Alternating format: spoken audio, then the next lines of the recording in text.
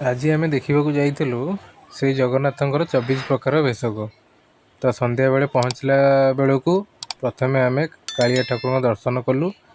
ତ ଦକ୍ଷିଣା ପକାଇ ମଥାରେ ଚନ୍ଦନ ଲଗାଇଲୁ ଏବଂ ଭିତରକୁ ଏଣ୍ଟ୍ରି କଲୁ। ତ ସାଙ୍ଗମାନେ ଭିତରକୁ ଗଲାବେଳେ ଏଇଭଳି ଦୃଶ୍ୟ ଦେଖିବାକୁ ମିଳିବ। ତ ଆମେ ଆପଣଙ୍କୁ ଗୋଟି ଗୋଟି କରି ଠାକୁରଙ୍କ ବେଶ ଦେଖାଉଛୁ।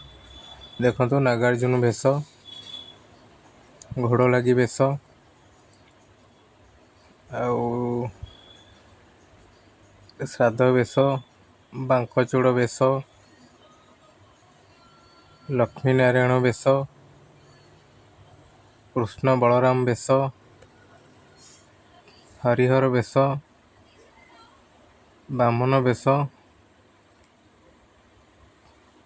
ରାଧାମୋହନ ବେଶ। ତ ସାଙ୍ଗମାନେ ଆପଣମାନେ ଆସନ୍ତୁ।